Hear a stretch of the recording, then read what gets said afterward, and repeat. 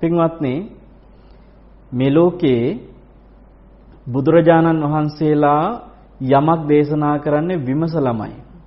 උන්වහන්සේලාගේ ධර්මය ගැන අඩුපාඩුවක් විදියට අපේ හිතට යමක් හිතෙනවා නම් ඒකට හේතුව අපිට තාම මේක තේරලා නැතිකම. අපේ තියෙන බුද්ධියේ මදිකමක් නිසා තමයි බුදුහාඳුරන්ගේ ධර්මය ගැන අඩුපාඩුවක් තේරෙනවා නම් තේරෙන්නේ. අද මේ කියා දෙන දේශනාව තුළ අන්න එවැනි කාරණාවක් තියෙනවා කතා කරන්න. ඒ කියන්නේ එක්තරා පුතෙක් මගෙන් විමසීමක් කළා ස්වාමින්වහන්සේ පටිච්චසමුපාදයේ විමසද්දී වේදනාපච්චය තණ්හා කියලා කියනවනේ. ඔය පටිච්චසමුපාදය තුල තියෙන වේදනාපච්චය තණ්හා කියන තැන මේ පුතා විමසනකොට ආපු ප්‍රශ්නයක්. මෙයාට හිතුණලු වේදනාව නිසා හටගන්නවා නම් තණ්හාව සාමාන්‍ය සමාජයේ තණ්හාව කියන වචනේ ආශාව කියන වචනෙට කතා කරද්දී ඒ කතා කරන තැන ඉඳලා තමයි දැන් මේ පුතා මේක හිතන්නේ. එයා කියන සයන්හස වේදනාවල් තුනක් තියෙනවානේ. සැප වේදනා, දුක් වේදනා, උපේක්ෂා වේදනා. අදුක්කම සුඛ කියන වේදනා. එතකොට දැන් මේ සැප වේදනාවට වේදනාපච්චය තණ්හා. තණ්හාවක් ඇති වෙන්න පුළුවන්. හැබැයි සයන්හස දුක් වේදනාවට තණ්හාවක් එන්නේ නැහැ නේද? දුක් වේදනාවකට අපිට කවදාකවත් එහෙම ආශාවක් එන්නේ නැහැ නේද? දුකක්ව වේදනාවක් දැනෙනවා නම් අපි වේදනාවෙන් ඈත් වෙන්න බලනවා මිසක් ඒකට ආස කරන්නේ නැහැ නේද? එතකොට මේ වේදනාපච්චය තණ්හා කියන තැන කතා කරන්නේ සැප වේදනාව ගැන විතරක්ද කියලා මේ පුතා මගෙන් විමසීමක් කළා. පින්වත්නි ධර්මයේ ඊටාම ආගන්තුකව ඉගෙන ගන්න කෙනෙකුට ප්‍රශ්නයක් එන තැනක් ඔය. ඔන්න ඔය ප්‍රශ්නේ විසඳ ගන්නත් අද අපි මේ කතා කරන ප්‍රේමදෝෂ සූත්‍රය ඊටාම උපකාරී වෙයි කියලා මම විශ්වාස කරනවා.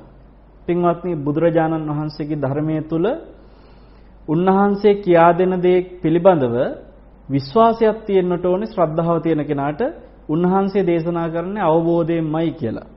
එහෙම විශ්වාසය නැතුව සමහරු ධර්මයේ කියන්නත් යනවා සමහරු ධර්මයේ ලියන්නත් යනවා. ඔන්න ඔයගේ ලියපු එක පොතකත් මම දැක්කා. ඔය තණ්හාපච්චය උපාදානං කියන තැනට කලින් මේ තණ්හාව කියන වචනෙට වරහන් දාලා සහ තරහ කියලා වරහන් වහලා. ඒ කියන්නේ වේදනාපච්චය තණ්හා කියනකොට විඳීම් නිසා එන තණ්හාවත් තරහත් කියලා දෙකක් හැටියට දැන් මෙයා මේක වරහන් ඇතුලේ තරහත් එකතු කරනවා. මම කල්පනා කරේ ඔය පොත දැක්ක වෙලාවේ මොන තරම් මේ තණ්හාව ගැන නොතේරුම්කමකින්ද මේ පොත ලියලා තියෙන්නේ කියලා. ඒ වගේ පොත් ලියන අයත් ලෝකේ ඉන්නවා. ඒතර මේ පොත පිළිබඳව විමසලා බැලුවොත් පින්වත්නි හොඳට හිතන්න බුදුරජාණන් වහන්සේට අඩුපාඩුවක් වෙලා මෙයා මේ අඩුව පුරවලා වගේ. ඒ කියන්නේ බුදුරජාණන් වහන්සේට තරහ කියන එක මෙතෙන් එකතු කරන්න අමතක වෙලා. හරි? ඒතර මෙයාට ඒක තේරිලා. මෙයා බුදුන්ටත් වඩා බුදුන් කෙනෙක්. බුදුහාඳුරන්ටත් එහා ගිය අවබෝධයක් තියෙනවා. බුදුහාඳුරන්ට අතපසු වෙච්ච එක මෙයා පුරවලා වගේ. පින්වත්නි තේරුම් ගත යුතු දේ තමයි පොත් ලියන්න ඕවට කලින් බුදුරජාණන් වහන්සේ යමක් දේශනා කරපු තැනක අඩුපාඩුවක් කියලා මගේ හිතට දෙයක් දැනෙනවා නම් එනම් මට මේක තේරලා නැතිකමක් තියෙන්නේ. ඒකින්ද අද අපි මේ විඳීම් නිසා එන තණ්හාව ගැන කතා කරද්දී සැප වේදනාවට තණ්හාවට දුක් වේදනාවට තණ්හාවක් කියන්නේ කොහොමද කියන එක ගැනත් අද මේ දේශනාව තුළින් අවබෝධයක් ඔයයන්ට පැහැදිලිව ඇති කරගන්න පුළුවන් පින්වත්නි. ඊටාම හොඳින් මේ දේශනේ ආදරෙන් ශ්‍රවණය කරන්න කියලා ආරාධනා කරනවා. එහෙනම් මොකද්ද කතා කරන සූත්‍රය? ප්‍රේමදෝෂ සූත්‍රය අංගුත්තර නිකායේ තියෙන්නේ. පින්වත්නි ප්‍රේමදෝෂ සූත්‍රයේ කතා කරනකොට ඊටාම වටිනා කාරණා හතරක් බුදුරජාණන් වහන්සේ මේ දේශනාවේදී පෙන්නනවා. ප්‍රේමා ප්‍රේමං ජායති. ප්‍රේමේ නිසා ඇතිවෙන ප්‍රේමයක් තියෙනවා. ප්‍රේමා දෝෂෝ ජායති. ප්‍රේමේ නිසා ඇතිවෙන ද්වේෂයකුත් තියෙනවා. දෝසා ප්‍රේමං ජායති. ද්වේෂය නිසා එන ප්‍රේමයක් කියලා එකකුත් තියෙනවා. දෝසා දෝෂෝ ජායති. ද්වේෂෙන් නිසා එන ද්වේෂයකුත් තියෙනවා. මේක හරි අපූර්වට උන්වහන්සේ විස්තර කරනවා. ප්‍රේමා ප්‍රේමං ජායති. කොහොමද මේ ප්‍රේමයක් නිසා ප්‍රේමයක් එන්නේ කියලා උන්වහන්සේ පෙන්නනවා. ඉද බික්කවේ පුග්ගලෝ පුග්ගලස්ස ඉට්ඨෝ හෝති කන්තෝ මනාපෝ. ඔන්න කාට හරි ඉන්නවා යම් පුද්ගලෙක් හරි කැමති කෙනෙක්. හරි අපි හිතමු මට ඉන්නවා බොහොම ඉෂ්ටකාන්ත ප්‍රේමණය. කියන්නේ මම හරි ආස කරන මම හරි කැමති කෙනෙක් ඉන්නවා. මට ඒ කෙනාව හරි ප්‍රියයි. මම හරිම කැමති කෙනෙක්. දැන් අපි හිතමු ඒ මම කැමති කෙනා ගැන කවුරු හරි කෙනෙක් ಗುಣ කියනවා. එක්කයාට ලොකු උදව්වක් කරනවා කවුරු හරි කෙනෙක්. ඔන්න හිතන්න. අර උදව්ව කරපු කෙනා ගැන එක්කෝ ඒ මං කැමති කෙනා ගැන ಗುಣ කිව්ව කෙනා ගැන මට එනවා පින්වත්නි සෙනෙහසක්, ප්‍රේමයක්. හොඳයි කියලා හිතෙනවා. ඇයි එහෙම හිතෙන්නේ? ඒ කෙනා ಗುಣ කිව්වේ මම කැමති කෙනෙක්ගේ. එයා උදව් කළේ මං කැමති කෙනාට. මං කැමති කෙනෙකුට උදව් කරනකොට මං කැමති කෙනෙකුට ಗುಣ කියනකොට ඒ ಗುಣ කියන කෙනාගෙන එන ප්‍රේමේ ඇති වෙන්න හේතුනේ අර කලින් කෙනා ගැන තියෙච්ච ප්‍රේමයයි. ඕකට කියනවා බුදුරජාණන් වහන්සේ වදාළේ ප්‍රේමය නිසා ඇති වෙන ප්‍රේමේ. ප්‍රේමා ප්‍රේමං ජායති. ප්‍රේමය නිසා ඇති වෙන ප්‍රේමේ. පින්වත්නි මේ ලෝකේ ඕනතරම් අපිට මේ වගේ ජීවිතයේ අත්දැකීම් තියෙනවා. අපේ අම්මට කවුරු හරි කෙනෙක් ආදරෙන් කතා කරනකොට ಗುಣ කියනකොට අම්මා ගැන සෙනෙහසින් ඒ කියන්නේ මගේ හිතට සතුටු හිතන විදියට අම්මා ගැන කෙනෙක් වර්ණනා කරනවා. මගේ හිතට දැනෙන විදියට අම්මා වෙනුවෙන් කවුරු හරි කෙනෙක් ලොකු උදව්වක් කරනවා. එතකොට මොකද වෙන්නේ? ඒ උදව්ව කරන කෙනා ගැන ಗುಣ කියන කෙනා ගැන මට එනවා ප්‍රේමයක්. ඇයි ඒ ප්‍රේමය ඇති වෙන්න හේතුව? අම්මා ගැන තියෙන ප්‍රේමය. ප්‍රේමය නිසා එන ප්‍රේමය. රහසක් කියන්නට ඕනේ. මේ සූත්‍රයේ මේ දවස්වල කියලා දෙන්න එක හේතුවක් තමයි හරියට මේ දේශපාලඥයෝ ගැන මේ දවස්වල කතා බහ කරන මිනිස්සු අතරේ මිනිස්සුන්ට දේශපාලඥයෝ ගැන අවධානය යොමු වෙලා ඡන්ද ගැන කතා කරනවා. දැන් බලන්න එක එක්කෙනාට ඒකට ප්‍රේමයේ සහිතය, ද්වේෂයේ සහිතය ඉන්නවනේ ඕන තරම්. ඒතර මේකෙදී ප්‍රේමය නිසා එන ප්‍රේමය කියන එකට ඔබට ගලපලා තේරුම් ගන්න පුළුවන් පින්වත්නි. කවුරු හරි කෙනෙක් හිතන්නට දේශපාලඥයෙක් ගැන ප්‍රේමයක් ඇති කරගෙන ඉන්නවා. ඒ පක්ෂයක් ගැන ප්‍රේමයක් ඇති කරගෙන ඉන්නවා. කැමැත්තක් ඇති කරගෙන ඉන්නවා. ඔය තමන් කැමති දේශපාලඥයා, තමන් කැමති ඒ පක්ෂය ගැන තමන්ට තියෙන ප්‍රේමය නිසා මොකද වෙන්නේ? ඒ පක්ෂ ගැන එහෙම නැත්නම් ඒ දේශපාලඥයා ගැන ಗುಣ කියන අය ගැනත් ප්‍රේමයක් එනවා. ඒකට කැමති තමන්ගේ පක්ෂයට කැමති අය ගැනත් තියෙන ප්‍රේමයක්. අන්න ප්‍රේමය නිසා එන ප්‍රේමය. එතකොට ඔක තමයි පළවෙනි කාරණේ බුදුරජාණන් වහන්සේ වදාළා. දෙවෙනි එක ද්වේෂය නිසා, ඒ කියන්නේ ප්‍රේමා දෝෂෝ ජායති. ප්‍රේමය නිසා එන ද්වේෂයක් තියෙනවා. මොකද්ද මේ ප්‍රේමය නිසා එන ද්වේෂය? බුදුරජාණන් වහන්සේ මේකත් විස්තර කරනවා. ප්‍රේමය නිසා එන ද්වේෂය කියලා කියන්නේ අපි කැමති ප්‍රේමනාප කෙනාට කවුරු හරි කෙනෙක් දොස් කියනවා, බනිනවා, එක්ක යාට හානියක් කරනවා. අන්න අපි කැමති කෙනා නිසා අපිට යමෙක් ගැන තියෙන ප්‍රේමය නිසා එයාට දොස් කියන කෙනා ගැන අපිට එනවා ද්වේෂයක්. අපිට එයා ගැන එනවා තරහක්. පින්වත්නි, දේශපාලඥයෝ ගැනත් ඔබට ප්‍රේමයක් තිබුණොත්, යම් පක්ෂයක් ගැන ඔබට ප්‍රේමයක් තිබ්බොත්, ඔවුන් ගැන දොස් කියන අය ගැන ඔවුන්ට හානියක් කරනවායි කියලා දැනෙන තැන ඔබට එනවා ද්වේෂයක්. දැන් මේ සමාජ ජාලාවල විවිධ විදිහේ බැන ගැනීම්, කමෙන්ට්ස්, සමහරලාට විවිධ අපහාසාත්මක පෝස්ට් මේ වගේ ගොඩාක් දේ යන්නේ පින්වත්නි. ඇතැම් විට Tamanට කැමති පක්ෂයට විරුද්ධව ඉන්න පක්ෂ ගැන ද්වේෂයක් තියෙනවා. අන්න ප්‍රේම පක්ෂ නිසා ද්වේෂ පක්ෂයක් හැදිලා. මේ හිතේ මහා කැළඹීම් හදන කාරණා දෙකක් මේ දෙක. ප්‍රේමයයි ද්වේෂයයි. ඒතර ඔයත් හිතන්න ප්‍රේමේ යම්තාක් ඇද්දේ ප්‍රේමේ නිසාම හටගන්න ද්වේෂයක් තියෙනවා. ඒ ප්‍රේමේ ඇති කෙනා නිසාම ඇති වෙන ද්වේෂයක්. ඒක තමයි ප්‍රේමේ නිසා එන ද්වේෂය කියලා කියන්නේ. ඊළඟට බුදුරජාණන් වහන්සේ පෙන්නනවා දෝසා ප්‍රේමං ජායති. ද්වේෂය නිසා එන ප්‍රේමය කියලා එකකුත් තියෙනවා. ඒ මොකද්ද? තමන් අකමැති කෙනෙක් ඉන්නවා. තමන්ට පේන්න බැරි කෙනෙක් ඉන්නවා. මෙන්න මේ තමන් අකමැති, තමන්ට පේන්න බැරි කෙනා පින්වත්නි, අපි හිතමු අපේ හිතේ මතකෙවත් තිබුණේ නැහැ. හැබැයි මේ ලොකු තරහක් තියෙනවා ඒ කෙනා ගැන. අපිට ඔන්න එකපාරට ඇහෙනවා කවුරු හරි කෙනෙක් එයාට බනිනවා. එක්ක අපිත් එක්ක කී එයාට බයිනවා. එහෙම නැත්නම් එයාට විරුද්ධවාදී කෙනෙක් අපිට මුණ ගැහෙනවා.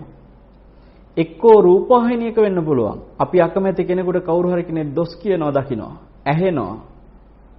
එක්කෝ අපි අකමැති කෙනාට කවුරු හරි කෙනෙක් අලාභයක් කරලා තියෙනවා කියලා අපිට ආරංචි වෙනවා. පින්වත්නි, අර බැනපු කෙනා එහෙම නැත්නම් ඒ අලාභය කරපු කෙනා, ඒ දොස් කියපු කෙනා ගැන එනවා ප්‍රේමයක්. ඒ මොකද?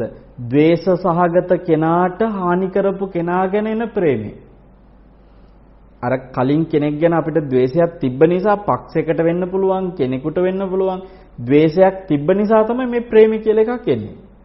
ඒතර ඔයත් හිතන්න ප්‍රේමය නිසා එන ද්වේෂය වගේම ද්වේෂය නිසා එන ප්‍රේමය කියන එකත් බලන් ගියාට පස්සේ තනිකර කෙලෙස් ගොඩක්. ඔක තුන්වෙනි එක. හතරවෙනි එක පෙන්වනවා දෝසා දෝසෝ ජායති. ද්වේෂය නිසා එන ද්වේෂය කියලා එකකුත් තියෙනවා. මොකද්ද? අපි අකමැති කෙනෙක් ඉන්නවා. අපි විරුද්ධ කෙනෙක් ඉන්නවා. අපිට පේන්න බැරි කෙනෙක් ඉන්නවා. මෙන්න මේ අපි අකමැති අපිට පේන්න බැරි අපි විරුද්ධ කෙනාට පින්වත්නි කවුරු හරි කෙනෙක් මොකද කරන්නේ? ಗುಣ කියනවා. අපි අකමැති කෙනාව වර්ණනා කරනවා කවුරු හරි කෙනෙක්. එයාට එක්ක ලොකු ලාභයක් කරනවා කවුරු හරි කෙනෙක්. උදව්වක් කරනවා. අපිට අර ಗುಣ කියපු වර්ණනා කරපු කෙනා ගැන එන තරහක්. ඇයි? මම අකමැති කෙනාවයි වර්ණනා කරන්නේ. මං අකමැති පක්ෂේ වර්ණනා කරන්නේ. මම අකමැති කෙනා ගැන තමයි මේ ප්‍රශංසා කරන්නේ. එනවා පින්වත්නි ඔන්න ද්වේෂයක්. ද්වේෂය නිසා එන ද්වේෂය. මේකත් කෙලෙස් ගොඩක්. බලන්න ජීවිතේ මේ සූත්‍රයේ කෙටියෙන් ඔබට ඔය කිව්වේ අපි බැලුවම මේක තව පුළුල්ල මේ සූත්‍රයේ කෙරෙනවා. නමුත් මම ඔබට මේ සූත්‍රයේ කාරණාව මූලික කරගන්න හේතු උනේ පටිච්ච සමුප්පාදෙ පෙන්නපු වේදනාපච්චය තණ්හා කියන තැන විඳීම් නිසා තණ්හාවක් ඇති වෙනවා කියද්දි කොහොමද සැප විඳීම් වලට තණ්හාවක් ආවට දුක් විඳීමට තණ්හාවක් එන්නේ කියන එක ගැනනේ කතා කරුනේ. ඒතර පින්වත්නි තණ්හාවක් ඇති තැනක හැමතිස්සෙම අවිජ්ජා දෝමනස්ස කියලා කාරණා දෙකක් තියෙනවා. ඒ කියන්නේ ඇලීම් ගැටීම්. යම් තැනක තණ්හාවක් ඇද්දී තණ්හාව නිසාම හටගත් දෙයක් තමයි ඇලීමයි ගැටීමයි කියලා කියන්නේ. තණ්හාවේ ප්‍රතිඵල ඇලීම සහ ගැටීම අවිජ්ජා දෝමනස්ස.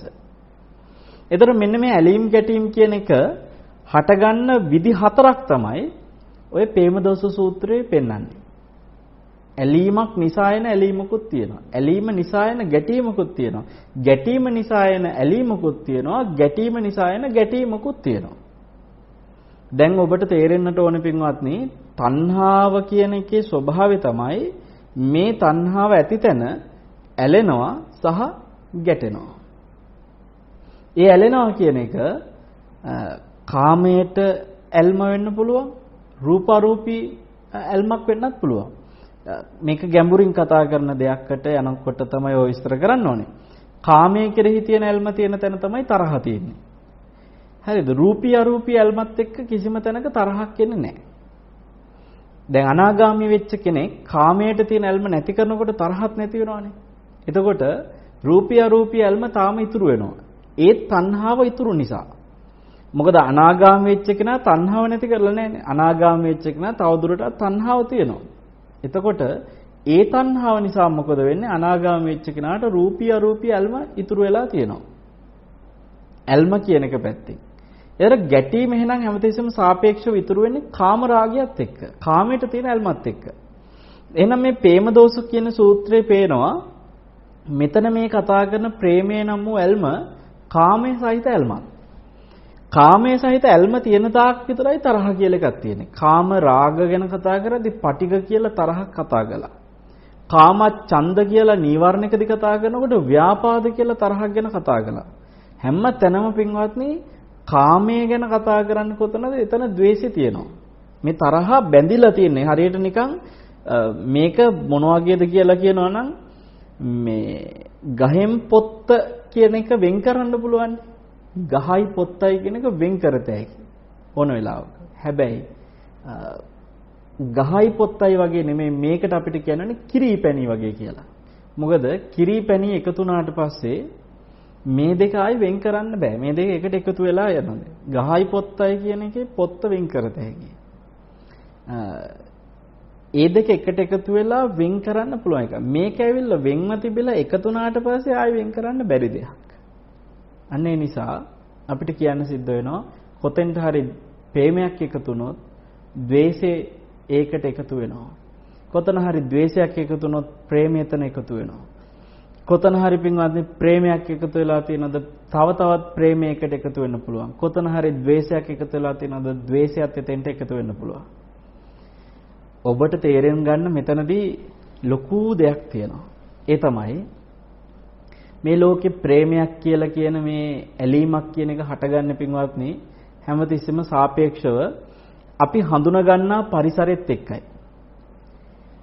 අපිට විවිධ ප්‍රේම තියෙනවානේ. මේක එක එක ප්‍රභේද වලින් එනවා. අම්මා තාත්තට දරුවෝ ගැන තියෙනවා දරු සෙනෙහස කියලා ප්‍රේමයක්. ඒකත් කාමරාගයට අයිති. එතකොට අර දරුවාට හානියක් කරන කෙනෙක් ගැන ආරංචි වුණොත් දරුවට බයින කෙනෙක් මුණ ගැහුනොත් ඒ අම්මා තාත්තට අර දරුවට හානිය කරන බනින කෙනා ගැන තරහක් එනවා. ඒක ප්‍රේම නිසා එන ද්වේෂයක්. එතකොට ඔය ඇලීම් වල කාමරාගවල ප්‍රේමවල සාපේක්ෂව හඳුනා ගන්න විදි එක එක්කෙනා අතර වෙනස් වෙනවා. දැන් ඔන්න නිකන් උදාහරණයකට ගමු. සුනිමල් කියලා මහත්තයෙක් ඉන්නවා. සුනිමල් විවාහ වෙලා ඉන්නේ. සුනිමල්ට දරුවෝ ඉන්නවා. එතකොට පින්වත්නි දැන් මේ සුනිමල්ට අපි හිතමුකෝ එයාගේ අම්මයි තාත්තයි දෙන්නත් එයාගේ නිවසේම තමයි ඉන්නේ. සුනිමල්ලා ගෙදර. ඔබ හිතන්න සුනිමල් කියලා කියන මේ එක පුද්ගලයා පිළිබඳව විවිධ විදිහේ ප්‍රේමයන් මෙතන දැන් ඔය සුනිමල් වටා ඉන්න අය තුල තියෙනවා. එක එක ප්‍රභේද වලින්. හොඳට බලන්න හිතලා. සුනිමල්ගේ බිරිඳට තියෙන්නේ ස්වාමියා කියන ප්‍රේමයක්. ඒ ප්‍රේමේ ප්‍රභේදය තමයි ස්වාමියා කියන ප්‍රේමය. එතකොට සුනිමල්ගේ දරුවන්ට තියෙන්නේ තාත්තා කියන ප්‍රේමයක්. ඒක එක ප්‍රභේදයක්. දැන් තාත්තා කියන ප්‍රේමේ බිරිඳට නැහැනේ සුනිමල් ගැන. සුනිමල් ගැන බිරිඳට තිබුණේ ස්වාමියා. ළමයින්ට තියෙන්නේ තාත්තා. එතකොට සුනිමල්ගේ අම්මටයි තාත්තටයි තියෙන්නේ පුතා කියන ප්‍රේමයක්. සුනිමල් ගැනම. මේ එකම කෙනා ගැන සුනිමල් කියන චරිත ගැන සැමියා කියන ප්‍රේමයක්, තාත්තා කියන ප්‍රේමයක්, පුතා කියන ප්‍රේමයක්. ඒතර පින්වත්නි අපි හිතමු සුනිමල්ට අයියා කෙනෙක්, අක්කා කෙනෙක්, එහෙම නැත්නම් මල්ලි කෙනෙක්, නංගි කෙනෙක් කවුරු හරි සහෝදර සහෝදරියෙක් ඉන්නවා. එයාලට තියෙන්නේ අපේ අයියා එහෙම නැත්නම් අපේ මල්ලි කියන ප්‍රේමයක්, සහෝදර ප්‍රේමයක්. ඔන්න සුනිමල් කියන චරිතය ගැනම තව ප්‍රේමයක්. අපි හිතමු සුනිමල්ට යාළුවෝ ඉන්නවා. දැන් යාළුවන්ටත් තියෙන සුනිමල් ගැන ප්‍රේමයක්. ඒ ප්‍රේමය පින්වත්නි යහළුවා කියන ප්‍රේමයක්. අසල්වැසියෝ ඉන්නවා සුනිමල්ට. අල්ලපු ගෙවල් වල කට්ටිය ඉන්නවා හිතවත් අය. ඒගොල්ලන්ටත් සුනිමල් ගැන ප්‍රේමයක් තියෙනවා. ඒ ප්‍රේමය ගත්තොත් පින්වත්නි අසල්වැසියා කියන ප්‍රේමයක් සුනිමල් ගැන. ඔබ හිතන්න හොම වැළුවම එක එක ප්‍රභේදවල තව ඉතින් ගත හැකි. සුනිමල්ගේ ආයතන ප්‍රධානියාට සුනිමල් සේවකයෙක් නම් එතකොට සුනිමල් ගැන තියෙන සේවකයා කියන ප්‍රේමය. එක්ක සුනිමල් ආයතන ප්‍රධානියෙක් සුනිමල් යටතේ සේවකයෝ ඉන්නවා.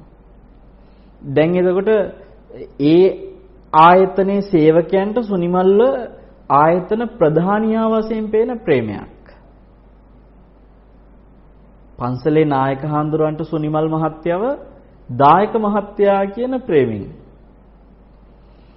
පින්වත්නි සුනිමල්ගේ ගුරුවරුන්ට සුනිමල්ව අපේ ශිෂ්‍යයා කියන ප්‍රේමිකකින්. කොච්චරනම් ওই විදියට ප්‍රභේද තියනවද එකම කෙනෙක් කෙරෙහි ප්‍රේමයට. ප්‍රේමය කියන එක පින්වත්නි මේ වගේ එක එක ප්‍රභේද වලින් එක එක විදියට එකම කෙනෙක් ගැන ඇති වෙලා තියෙන්නේ එක එක්කෙනාගේ හිතවල සංඥාව නිසා. ස්පර්ශ නිසාම තමයි විදීමක් එන්නේ, ස්පර්ශ නිසාම තමයි සංඥාවක් එන්නේ. මෙන්න මේ සංඥා එක එක්කෙනාට වෙනස්. දැන් බලන්න හැමෝම සුනිමල්ව දකිනකොට සුනිමල් කියලා කියන එකම කෙනා. හැබැයි ඒ එකම සුනිමල් කියන කෙනා ගැන පින්වත්නි විවිධාකාරයෙන් එන ඔය ප්‍රභේද ප්‍රේම වලට අනුව සොනිමල් ගැන තියෙන ප්‍රේමය අඩු වැඩි වෙන්න පුළුවන්. ඒක එක සමාන ප්‍රේමයක් නෙමෙයි. දැන් අපි කියපු උදාහරණ ටික ඇතුළෙන්ම ඔය වෙනස බැලුවොත් අම්මා තාත්තට සුනිමල් ගැන පුතා කියලා ආපු ප්‍රේමේ සමාන කරන්න පුළුවන්ද අසල්වැසි අයට සුනිමල්ව අපේ අසල්වැසියා කියන ප්‍රේමෙත් එක්ක? ඒ කියන්නේ අසල්වැසියා ගැන එන ප්‍රේමයට වැඩිය පුතා කියලා දකිනකොට එන ප්‍රේමේ වැඩි. හැබැයි අසල්වැසි ගෙදර කෙනාටත් එයාගේ පුතාලා ඉන්නවා. එතකොට ඒ පුතාලා ගැන මේ ප්‍රේමේ තියෙනවා. එහෙනම් මේ ප්‍රේමය සංඥාවත් එක්ක පින්වත්නි අඩු වැඩි වෙනවා. ඔන්න ඔය අඩු වැඩි වෙන මට්ටමට තමයි අර තරහත් අඩු වැඩි වෙන්නේ. ඒතර ඔයත් තේරුම් ගන්න ඕන දෙයක් තමයි මේ ප්‍රේමය කියන එක හැමතිස්සෙම සංඥාවට සීමා වෙනවා. සංඥාවකට සීමා වෙනවා. මේ ප්‍රේමයක් හටගන්නේ කොහොමද කියන එක ගැන අපි මේ කතා කරගෙන යන්නේ. මේක තව ටිකක් තේරුම් ගමු. දැන් සුනිමල්ගේ අම්මා ගැන එන්නේ මගේ අම්මා කියන ප්‍රේමෙනේ. අම්මා ගැන එන ප්‍රේමයක් සුනිමල්ගේ අම්මා ගැන තියෙනවා. ඔය ප්‍රේමේ පින්වත්නි ඔයත්තන්ට හිතෙන්න පුළුවන් ඒක ඇති වෙන්න හේතුව සුනිමල්ව වදාපු නිසා. සුනිමල්ව බිහි කරපු නිසා. ඒක කායිකව බැඳිච්ච දෙයක් මානසිකව තියනවට වැඩිය. සුනිමල්ට ඒක වෙන ගෑනු කෙනෙක් ගැන ඇති වෙන්නේ නැහැ. මොකද සුනිමල්ට කායිකව එවැනි උපකාරයක් කරලා නැහැ අනිත් කාන්තාවෝ. ඒ නිසා අම්මා කියලා කියන කායික බැඳීමක් එක්ක ආපු දෙයක්. ඒක මානසික බැඳීමකට එහා ගිය දෙයක් කියලා. නෑ පින්වත්නි. මම ඔබට ඔප්පු කරලා පෙන්නන ඒක සංඥාවකටම විතරක් සීමා වෙච්ච දෙයක්. හැම බැඳීමක්ම සංඥාවකට සීමා වෙලා තියෙන්නේ. ඒ කියන්නේ සංඥාවෙන් හඳුනාගත්ත විදිහත් එක්ක ඇතිවෙච්ච ප්‍රේමයන් තියෙනවා. ඒ ප්‍රේම හැමතිස්සෙම සාපේක්ෂයි. අපි මේක උදාහරණයක් විදිහට ගමු. එක්තරා කතාවක් විදිහට මෙහෙම හිතාගමු. ඔන්න ඔයත් හිතන්න සුනිමල් කියන්නේ ඇත්තටම ඔය දැන් ඔය ගෙදර ඉන්නවයි කිව්ව අම්මා තාත්තා කියලා අපි කිව්වේ ඒ අම්මා තාත්තගේ මේ එයාලටම දාව ලැබිච්ච දරුවෙක් නෙමෙයි සුනිමල් කියලා කියන්නේ. හැබැයි සුනිමල් තාම දන්නේ මේක. ඔය සුනිමල්ගේ අම්මයි තාත්තයි කියන දෙන්න මේ සුනිමල් හදාගන්න ගත්ත ළමෙක්. සුනිමල් ඒක තාම දන්නේ නැහැ. අපි කියමු පින්වත්නි සුනිමල් දවසක් හදිසි මීටින් එකක් තියෙන ඔෆිස් එකේ මේකට වෙලාවත් ගානට වගේ පරක්කුත් වෙන්න ඔන්න මෙන්න බොහොම ඉක්මනින් කලබලෙන් සුනිමල් යනවා රස්සාවට යන ගමන්. සුනිමල් එයාගේ වාහනේ පදවගෙන යනවා. ඔයත් කියන්න සුනිමල්ට ඔය යන අතරේදී පාර පයින් සිඟමන යන කාන්තාවක් තමන්ගේ වාහනේට යට වෙනවා. මේ කලබලෙන් හදිස්සිය යන ආස්සේ අර කොරේ පිටට මරේ කියන වගේ පින්වත්නි දැන් මේ ගෑනු කෙනා තමන්ගේ වාහනේට යට වෙනවා. ඇය එතනම මරණයටපත් වෙනවා. යට වෙච්ච හිඟමන යන ගෑනු කෙනා මැරුණා. දැන් සුනිමල්ට තේරෙනවා මේ මරණයටපත් වෙච්ච ගෑනු කෙනා නිසා ඒ ගෑනු කෙනා කිසිම සැලකිල්ලක් නැතුව මෝඩ විදිහට පාර පැන්නේ. අන්තිමට මේ මෝඩ විදිහට පාර පැන්න ගෑනු කෙනා නිසා මට යන්නත් පරක් වෙනවා මගේ මීටින් එකට ඒ ඇස්සේ දැන් සමහර විට මට හිරේ විලංගු වැටෙන්නත් වෙනවා. ගමේ මිනිස්සු ඔෆිස් එකේ අය කවුරුත් දැන් ඉතින් අදින් පස්සේ මාව මිනිමරුවා හැටියට සලකනවා. මම මිනියක් මාරලා කියලා. රියානතුරක් කරලා කියලා. මෙයා පින්වත්නි එක පැත්තකින් කලකිරීමකුත් තියෙනවා වෙච්ච දේ ගැන. අනිත් පැත්තෙන් අර මැරිච්ච ගෑනු කෙනා ගැන තරහකුත් තියෙනවා. මේ මෝඩ ගෑණි මෝඩ විදියට පාර පයින්න ගිහිල්ලා පැත්තක හිටපු අපි අමාරු වැටුණා. මට අර බොහොම වැදගත් මීටින් එකකට යන්න තිබේ ඒකට යන්නත් නැහැ. දැන් මෙතන පාරේ දැන් ඉතින් මාව පොලිසියට ගෙනියයි හිරේ විලංගුවේ දායි. දැන් සුනිමල්ට හැමදේම මතක් වෙනකොට මේ ඔක්කොම මේ මෝඩ ගෑණි නිසානේ කියලා අර මැරිච්ච කාන්තාව ගැන තරහකුත් එනවා පින්වත්නි. ඔබට මම මේ වෙලාවේ මේ උදාහරණය තුල ගන්න මේ කාන්තාව පිළිබඳව කියන්නම් එක දෙයක්. මේ හිඟමන යන කාන්තාව වෙන කවුරුවත් නෙමෙයි. අපි හිතමු සුනිමල්ව ඇත්තටම වදාපු අම්මා. හැබැයි සුනිමල් දන්නේ නැහැ. පින්වත්නි බුදුරජාණන් වහන්සේගේ ශ්‍රාවකයෝ අතරේ අපි අම්මා තාත්තා ගැන කතා කරනවා, අම්මා තාත්තට සලකන ඒවා ගැන කතා කරනවා. සුනිමලුත් හොඳට එයාගේ අම්මා කියන කෙනාට සලකනවා. හැබැයි සුනිමල් හිතන් ඉන්නේ එයා හදාපු එකම අම්මා අර ගෙදර ඉන්න අම්මා කියලා.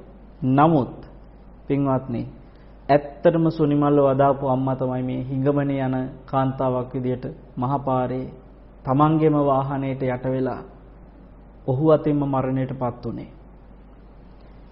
සුනිමල් දන්නේ නැහනේ තාම. දැන් ඔය ඇත්තෝ හිතන්න මේ කාන්තාව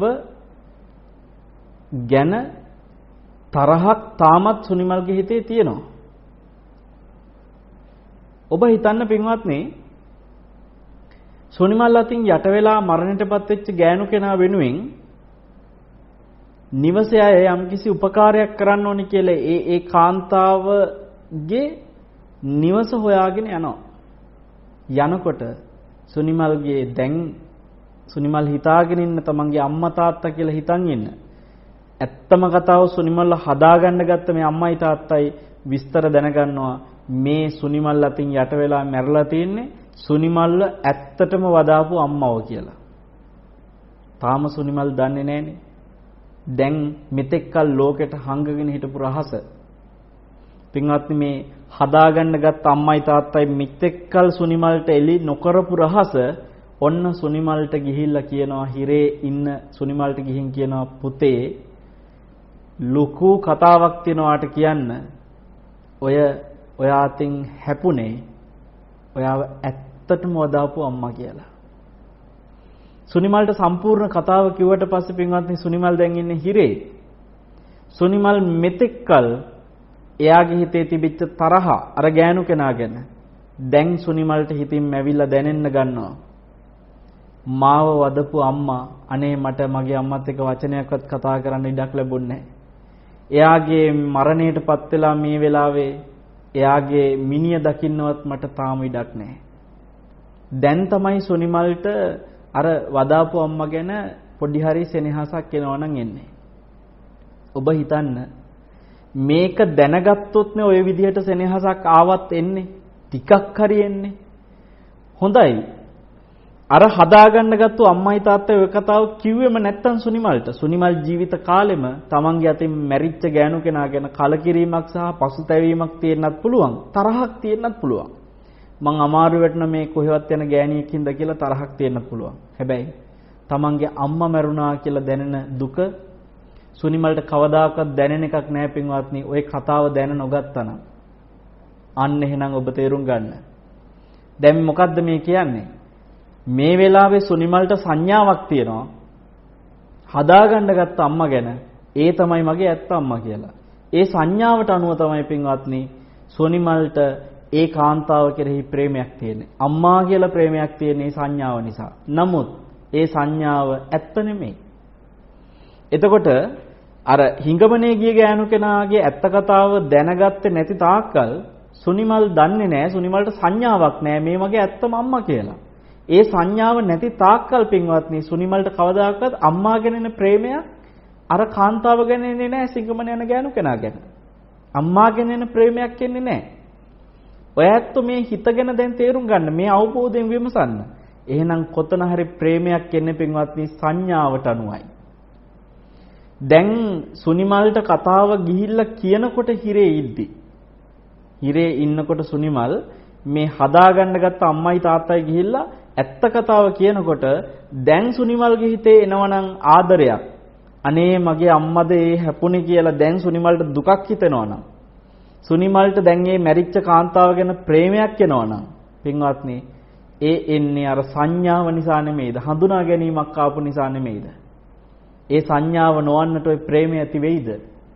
එහෙනම් ඔබ හිතන්න පින්වත්නි හැමතාම මේ ප්‍රේමය කියන එක සංඥාවට සාපේක්ෂ වෙච්ච දෙයක්. ඔබ දේශපාලඥයෝ ගැන හොඳයි කියලා හිතාගත්ත සංඥාවක් ආවොත් එහෙම සමහර විට මේ මිනිහා නරක මිනිහෙක් වුණත් ඔය ඇත්තන්ට ඒ දේශපාලඥයා ගැන ප්‍රේමයක් එනවා. ඒ මොකද ඔබට ඔහු ගැන තියෙන සංඥාව මත. නමුත් ඒ සංඥාව ඇත්ත වෙන්නත් පුළුවන්, බොරු වෙන්නත් පුළුවන්. ඔබ එතකොට පින්වත්නි යම් දේශපාලඥයෙක් ගැන තරහක් ඔබේ හිතේ තියෙන්න පුළුවන්. මිනිහා හොරා, මිනිහා මෙහෙමයි, මිනිහා මහා මේ විදිහයි කියලා මිනිමරුවා මේවම කියලා ඔබට සංඥාවක් තියෙන්න පුළුවන්. ඒ සංඥාව සමහරට ඇත්ත වෙන්නත් පුළුවන්. බොරු වෙන්නත් පුළුවන්. ඔබට ඒ තියෙන සංඥාවට අනුව ඔහු ගැන තරහක් තියෙනවා නම් ඇත්තටම ඒ සංඥාව බොරුවක් නම් ඒ තරහ පින්වත්නි ඇති නොවිය යුතු කෙනෙක් කෙරෙහි ඔබේ හිතේ ඇති වෙලා තියෙනවා.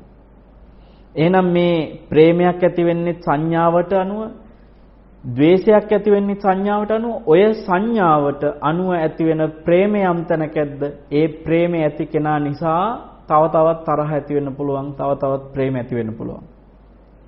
දැන් බලන්න වදාපු අම්මා කියන කෙනා ගැන වුණත් තියෙන්නේ තනිකර එහෙනම් මේ සංඥාවට සීමා වෙච්ච ප්‍රේමයක්නේ.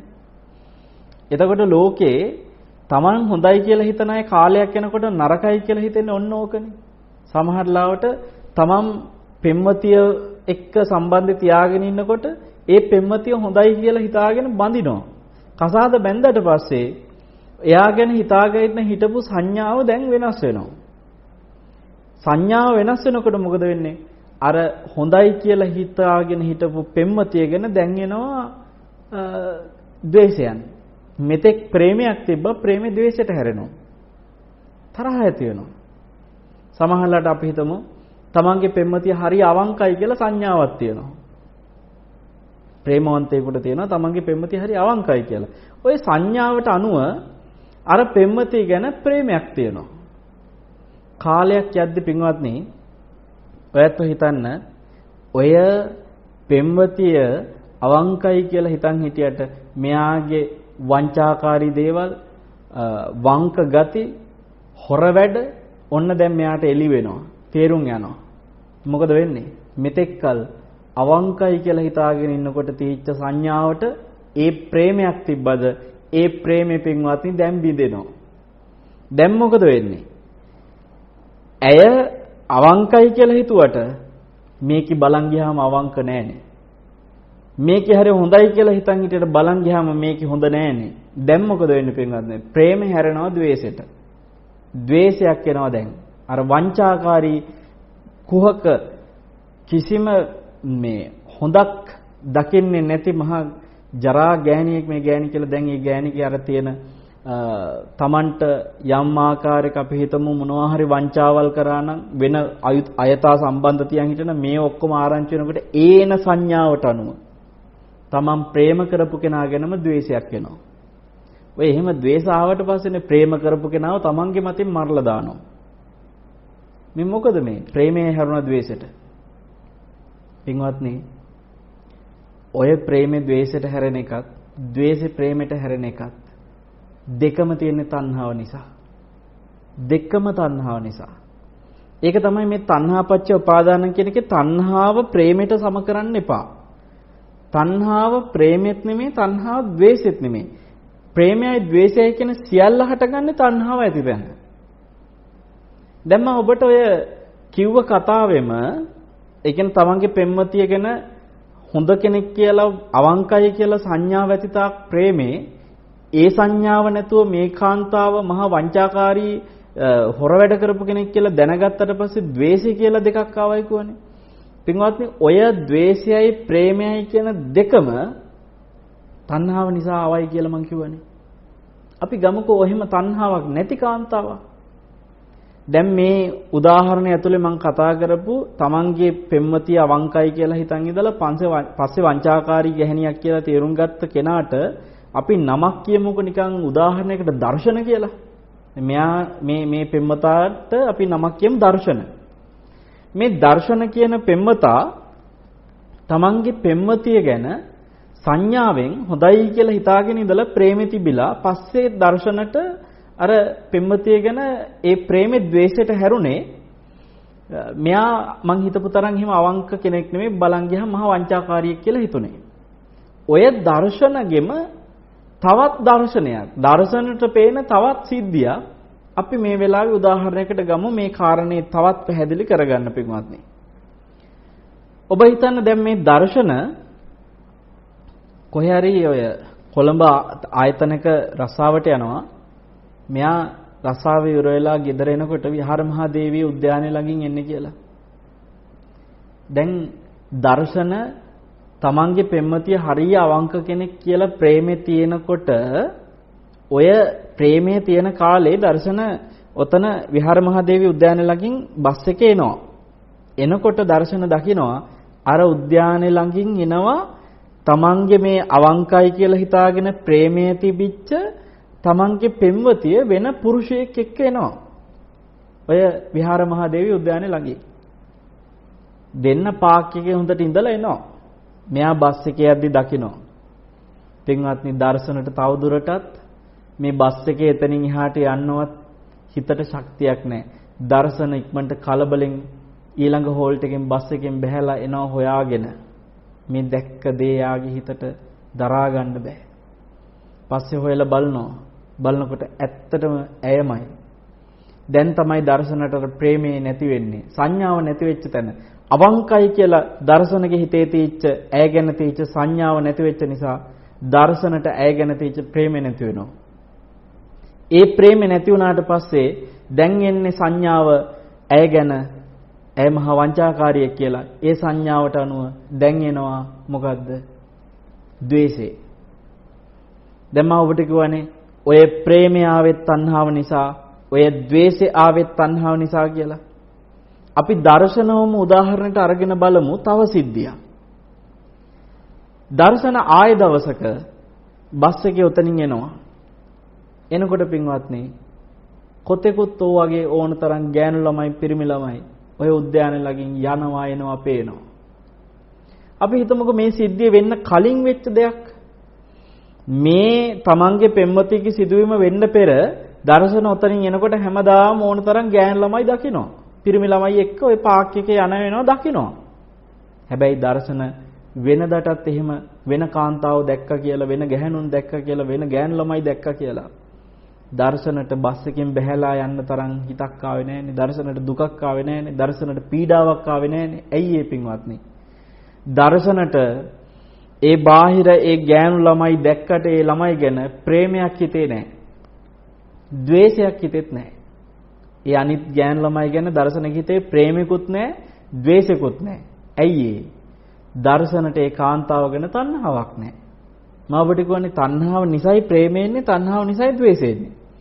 දැන් දර්ශනට අර වෙන දකින්න ගෑනු ළමයි ගැන එහෙම කිසිම ප්‍රේමයකුත් හිතේ නැහැ. ඒ නිසා ඒ නැත්තේ මෙයා හරි අවංක කෙනෙක් කියලා තණ්හාව ඔස්සේ හදාගත්ත හිම සංඥාවක් නැහැ. සංඥා උපාදානස්කන්ධයක් නැහැ. උපාදාන වෙච්ච සංඥාවක් නැහැ.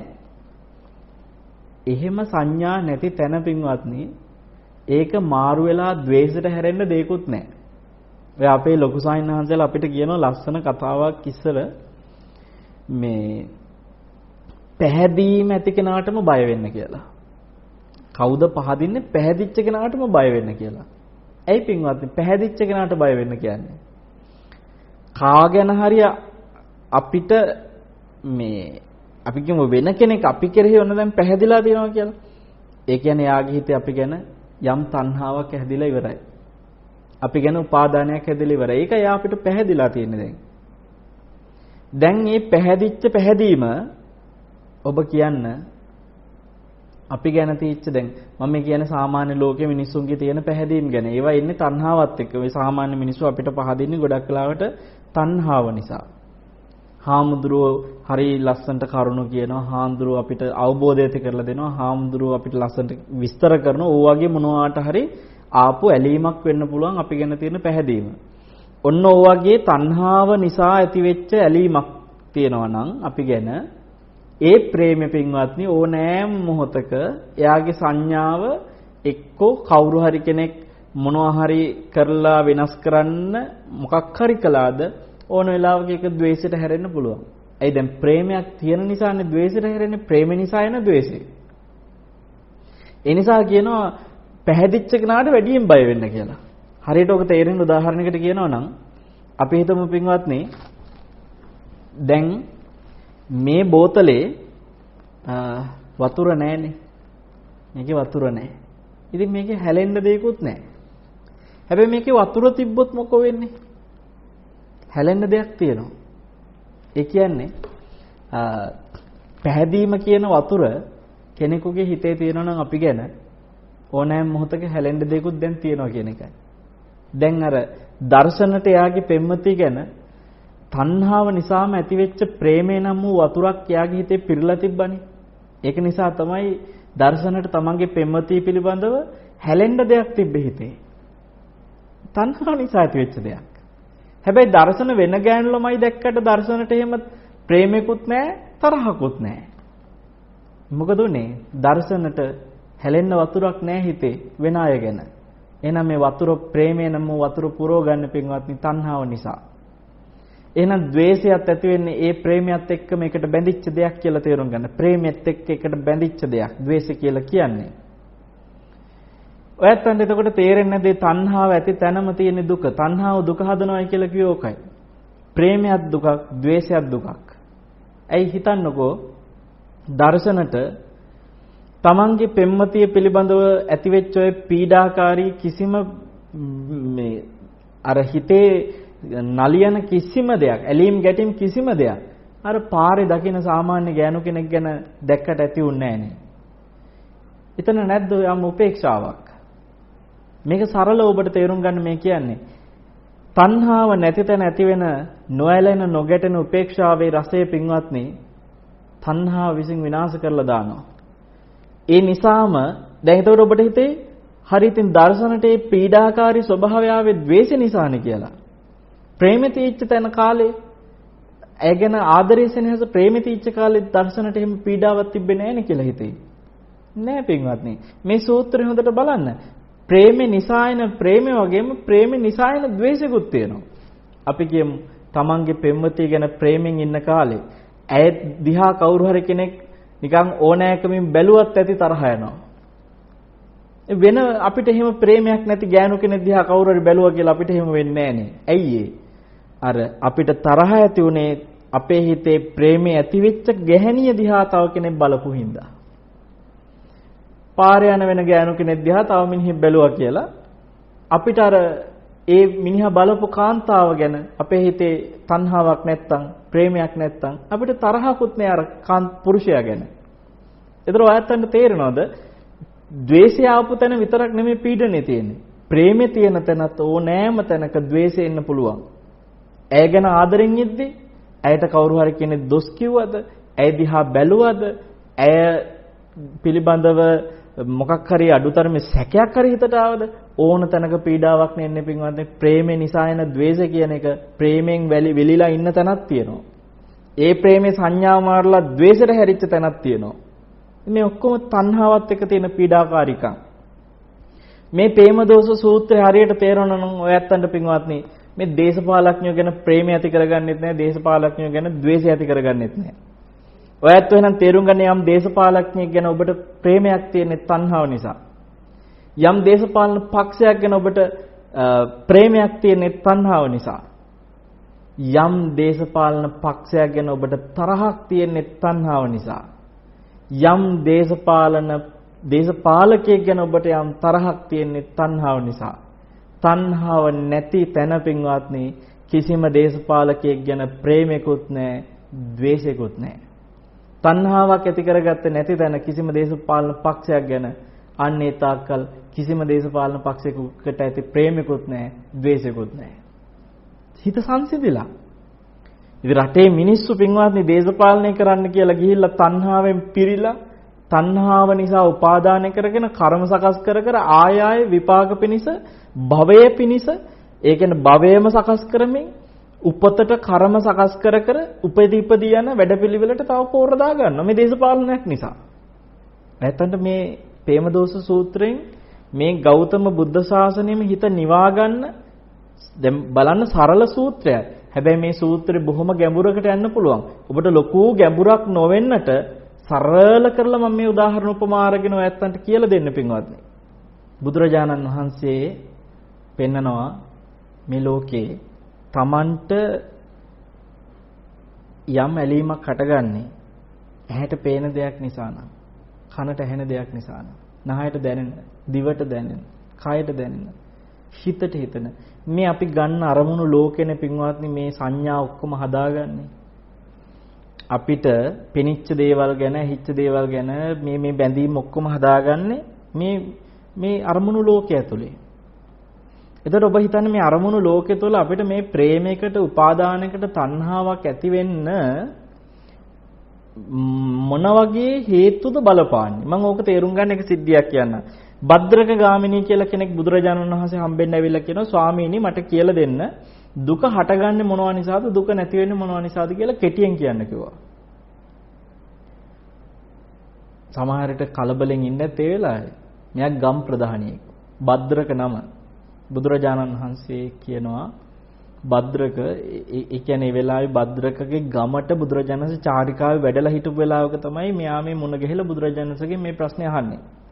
අහනවා භද්‍රක මේ ගමේ කවුරු හරි කෙනෙක් මැරුණොත් ඔබට දුක හට ගන්නවද? එහෙම දුක හට ගන්නා ඉන්නවද මේ ගමේ? කවුරු හරි මැරුණොත්. අපෝ ඉන්නවා ස්වාමීනි කිව්වා. භද්‍රක මේ ගමේ කවුරු හරි කෙනෙක් ඉන්නවද මැරුණා කියලා ඔබට ගාණක්වත් නැහැ. එහෙමයි මේ ගමේ ඉන්නවද කියලා ඇහුවා. ඉන්නවා ස්වාමීනි කිව්වා. කියනවා භද්‍රක යම් කිසි කෙනෙක් මේ ගමේ මැරුණම දුක හට ගන්නවා නම් එහෙම අයත් ඉන්නවනම් මේ ගමේම කෙනෙක් මැරුණා කියලා ඔබට ගාණක් නැත්නම් එහෙම අයත් ඉන්නවනම් එකම ගමේ කෙනෙක් ගැන එක විදියක් තව කෙනෙක් ගැන තව විදියක් ඇයි භද්‍රක එහෙම කියනවා මෙයා හිතලා ස්වාමීනි මට යමෙක් ගැන ප්‍රේමයක් තියෙනවා නම් ඇල්මක් තියෙනවා නම් එයා මැරුණා මට දුක හට ගන්නවා යමෙක් ගැන මට විශේෂ ඇල්මක් හැදිලා නැත්නම් ඡන්දයක් හැදිලා නැත්නම් උපාදානයක් හැදිලා නැත්නම් එයා මැරුණා කියලා මට ගාණක් නැහැ කිව්වා බුදුරජාණන් වහන්සේ පෙන්නනවා එහෙනම් දැන් ඔබ අහන්නේ දුක හටගන්නේ මොනවා නිසාද කියලානේ ඕන්න ඔය ඇල්ම නිසා ඔය චන්ද්‍රාගි නිසා ඔය උපාදාන නිසා ඒක ඇති තැන තමයි දුක හටගත්තේ ඒක නැති තැන දුක නැහැ කිව්වා මෙයා මේක ගලපගෙන කියනවා ස්වාමීනි මගේ පුතා ඉස්කෝලේ ගිහිල්ලා එනකොට ටිකක් හරි පරක් වුණොත් එහෙම මං සේවකෙක්ව යවනවා මන්ට හොයාගෙන උත්තරයක් දෙන්න කියලා. ඒ කාලේ පින්වත් ජංගම දුරකථනව තිබුණේ නැහනේ කෝල් දීලා හොයන්න ඕවට. ඉතින් දැන් වෙනම වැඩකාරයෙක්ව යවනවලු පුතා පරක් වෙයි කියලා බලන්න. ඒ කියන්නේ පුතාව ගේන්න වෙනම සේවකෙක් ඉන්නවා. පුතා පරක් වුණනම් ඒක හොයන්න තව කෙනෙක් යවනවා. මොකද හිතේ තියෙන බයට. මෙයා කියනවා ස්වාමීනි ඒ සේවකයාත් පරක් වුණනම් මම තියෙන මොන වැඩේ වුණත් දාලා දුවනවා ස්වාමීනි මට දැන් දැනෙනවා ඒ දුක ඒ පීඩනේ තියෙන්නේ අර ප්‍රේම නිසා නේද කියලා කියනවා බුදුරජාණන් සේලයි හරි අපූර්ව දෙයක් අහනවා දැන් ওই පුතාගේ අම්මා ගැන ඔබේ හිතේ සෙනෙහසක් තියෙනවද ඔව් ස්වාමීනි කිව්වා ඇයට මොන හරි හානියක් කරදරයක් වුණොත් ජීවිත හානියක් මොන හරි දෙයක් වුණොත් ඔබට මොකද වෙන්නේ කියලා අහනවා ඒ කියන්නේ කොටින්ම කියනවා නම් මේ අහන්නේ එයා මැරුණොත් ඔබට මොකද වෙන්නේ එතකොට කියනවා ස්වාමීනි මගේ ජීවිතේටත් මොනවා වෙයිද කියන්න බෑ කිව්වා. බුදුරජාණන් වහන්සේ අහනවා ඇයව කවදා හරි දවසක දැක්කනේ. කවදාක හරි දැක්කනේ. ඔන්න ඔය දකින්න කලින් ඇයව. කවදාක හරි ඇය ගැන හිතුණානේ. ඇහුණානේ. ඔය අවස්ථා තුනටම කලින්. කවදා හරි දකින්න කලින්, කවදා හරි ඇය ගැන ඇහෙන්නත් කලින්, කවදා හරි ඇය ගැන හිතෙන්නත් කලින්. ඒ කියන්නේ ඇය ගැන දන්නේවත් නැති කාලේ කියන එකනේ. ඇය ගැන දැකලත් නැත්නම් ජීවිතේ කවදාවත් ඇයව දැකලත් නැහැ. ඇය ගැන කවදාකවත් අහලවත් නැහැ. ඇය ගැන හිතිලත් නැහැ. එහෙනම් ඉතින් ඇය ගැන උපාදානෙකුත් නැහැ, බැඳීමක් නැහැ. ඇය ගැන තණ්හාවක් ඇවිල්ලත් නැහැ. බුදුරජාණන් වහන්සේ කියනවා ඔන්න ඔය කාලේ ඇයට මොන හරි හානියක් වුණා නම් ඔබේ ජීවිතේටත් කරදරයක් වේද කියලා අහනවා. අනේ නෑ ස්වාමීනි එහෙනම් මම දන්නෙත් නෑ කියනවා. උන්වහන්සේ පෙන්නනවා එහෙනම් මේ උපාදානය බැඳීමක් තණ්හාවක් ඇති වෙන්නේ එක්ක දැක්ක දා ඉඳලා එක්ක ඇහිච්ච දා ඉඳලා එක්ක හිතිච්ච දා ඉඳලා මේ හරි හොඳ පොයින්ට් එකක්. ඒ කියන්නේ අපි ලෝකේ මේ ප්‍රේම දෝෂ හදාගන්න පින්වත්නි දැක්ක දා ඇහිච්ච දා හිතිච්ච දා ඉඳලා දැන් හිතන්නට අපිට හිතේ තද උපාදානයක් තියෙන දෙයක් තියෙනවා කියලා නිකන් කෙනෙකුට ගමුකෝ ජීවිතයේ අත්‍යවශ්‍ය දේවල් වගේනේ දැන් සමහර දේවල් මේ අලුතෙන් ආපු හොඳම උදාහරණයක් ජංගම දුරකථනය. මේක නිකන් ජීවිතයේ අත්‍යවශ්‍යම වගේ දෙයක් වෙලා. දැන් ඔන්න වැඩට යනකොට ෆෝන් එක අමතක වෙලා යනවා. දැන් ෆෝන් එක නැති වෙලා ඒක හිතමුකෝ නැති වෙලා කියලා. දැන් ෆෝන් එකේ තීච්ච වටිනා අවශ්‍ය දේවල් දුරකථන අංක මොනවා හරි ඔළුවේ දැන් තියෙනවා. ඒව නිසා තමයි දුක. හරි මොකක් හරි දුකට හේතුවක් තියෙනවනේ. ඒක ෆෝන් එකේ තියෙන වටිනාකම මොන හරි දෙයක් තියෙනවා දුකට හේතු වෙන්නේ. හැබැයි මං කියන්නේ දැන් මේ ආපු දුක ඇති උනේ අර ෆෝන් එක ගැන යම් දාක දැක්ක දා නේද ඔය බැඳීම ආවේ ෆෝන් එකට. එහෙම නැත්නම් එහෙම ෆෝන් එකක් තියෙනවා කියලා ඇහිච්ච දා ඉඳලා නේද ඔය බැඳීම ආවේ ෆෝන් එකට. එහෙම නැත්නම් එහෙම ෆෝන් එකක් තියෙනවා කියලා හිතිච්ච දා ඉඳලා නේද ඔය බැඳීම ආවේ පින්වත්නි. අවුරුදු 1000කට 2000කට උඩදී හිටපු මිනිසුන්ට ඔය ෆෝන් එකට ආපු දුක තිබ්බද? දැන් අපිට ඔය ෆෝන් එක නැති වුනහම ආපු දුකක් තිබ්බනේ. ඒ දුක අවුරුදු 1000කට උඩදී අයට තිබ්බද? නෑනේ. ඇයි? එයාලා එහෙම ෆෝන් එකක් ගැන දැකලත් නෑ, අහලත් නෑ, එහෙම එකක් ගැන හිතලත් නෑ. ඉතින් ඒ තාක්කල් ඒ අයට එහෙම උපාදානයක් තණ්හාවකුත් නෑ. එහෙනම් තණ්හාවක් එන්නේ දැක්කදා හෝ ඇහිච්චදා හෝ හිතිච්චදා ඉඳලා. අන්නේ තණ්හාව නිසා හදාගන්නවා එක්කෝ ප්‍රේමයට සංඥා, එක්කෝ ද්වේෂයට සංඥා. මේ සියලු සංඥා නිසා මිනිස්සු ලෝකේ පීඩා විඳිනවා.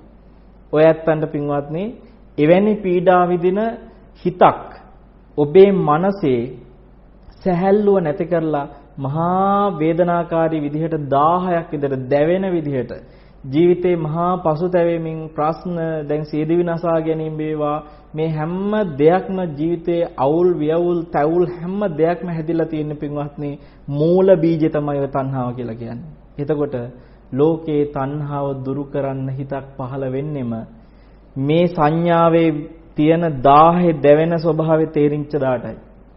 ඉතින් ඒ නිසා ප්‍රේමය ඇති වෙනවා කියන එකටත් බය වෙන්න ඕනේ. ද්වේෂය ඇති වෙනවා කියන එකටත් බය වෙන්න ඕනේ. මොකද ප්‍රේමය ඇති වුණත් ප්‍රේම නිසා එන ද්වේෂ තියෙනවා. ප්‍රේම නිසා එන ප්‍රේම තියෙනවා. ද්වේෂය ඇති වුණත් ද්වේෂ නිසා එන ප්‍රේම තියෙනවා. ද්වේෂ නිසා එන ද්වේෂ තියෙනවා. ප්‍රේම නිසා තියෙන්නේ දුක, ද්වේෂ නිසා තියෙන්නේ දුක. ප්‍රේමේ ද්වේෂය කියන සියල්ලම එන්නේ පින්වත්නි එහෙනම් තණ්හාව නිසා. එතකොට වේදනා පච්චයා තණ්හා කියනකොට වේදනාවට තණ්හාව ඇති වෙනවා කියද්දී සැප වේදනාව අභියස ප්‍රේමෙන්න පුළුවන්, දුක් වේදනාව අභියස ද්වේෂෙන්න පුළුවන්, උපේක්ෂා වේදනාව අභියස මුලා වෙන්න පුළුවන්. එතකොට උතනදී සැප වේදනාව කෙරෙහි රාගය අනුසය විදිහට, දුක් වේදනාව අභියස ද්වේෂය අනුසය විදිහට, උපේක්ෂා වේදනාව අභියසදී අවිජ්ජාව අනුසය විදිහට, මෝහය අනුසය විදිහට තියෙනවා. ඉතින් රාගය සැප පිටිපස්සේ, ද්වේෂය දුක පිටිපස්සේ, මෝහය උපේක්ෂාව පිටිපස්සේ තියෙනවා. ඔය තුන් දෙනාම ඉන්නේ රාග ද්වේෂ මොහ සියලු දෙනාම මේ මනසේ හටගත්තේ තණ්හාව නිසා. එතකොට තණ්හාවට ආයි වරහන් දාලා ද්වේෂ කියලා වචන දාන්න ඕනේ නෑ එහෙනම්. තණ්හාව කියන වචනේ තේරුම දන්නේවත් නැති නිසා තමයි තණ්හාව සැප වේදනාවට දාලා එතකොට දුක් වේදනාවට මොකක්ද කියලා ප්‍රශ්න කරන්නේ. පටිච්ච සමුප්පාදේ පින්වත්නි තණ්හාව කියන වචනේ ගැන හොඳ අවබෝධයක් ඔය ඇත්තන්ට මේ දේශනේ හරියට ඇහුවනම් සම්පූර්ණව මුල ඉඳලා ළඟට ඔබට යම් අවබෝධයක් ඇති වෙනවා ජීවිතේ. හරියට අර දර්ශන ගැන අපි කිව්වේ. දර්ශන තමන්ගේ පෙම්මතිය පිළිබඳව ඇති වෙච්ච ස්වභාවෙත් ඒ විහාර මහදේවි පාක්කයකටම යන වෙනත් කාන්තාව ගැන දර්ශනගේ හිතේ ඇති වෙච්ච ස්වභාවෙත් කියන ස්වභාව දෙකත් එක්ක ඔබට දැනෙන්න ඕනේ. හිතේ සැහැල්ලුවේ වෙනසයි, හිතේ දැවෙන 1000 වෙනසයි. අපි මේ කතා කරපු තුම් ප්‍රේම දෝෂ සූත්‍රයේ පින්වත්නි ඔබේ ජීවිතේ ධර්මාවබෝධය ඉක්මන් කර ගන්නටම ඒකාන්තයෙන්ම හේතු ආසනාව වීම පිණිසම මේ කතා කරපු වචනයක් පාසා මේ බුදුසසුන තුළ ඔබට සම්මාදිට්ඨිය පරිපූර්ණ වීම පිණිසම පටිච්ච සමුප්පාදය අවබෝධ වීම පිණිස මේවැනි ගැඹුරු කරුණු තව තවත් මේ විදිහට සරලව විමස තේරුම් ගැනීම පිණිස ඔබට මේ හැම පිනක්ම හේතු ආසනාම වෙත්වා. මේ බුද්ධ ශාසනය තුළම කල්යාණ මිත්‍ර ආශ්‍රය නිරන්තරයෙන් ඔබට ලැබේවා.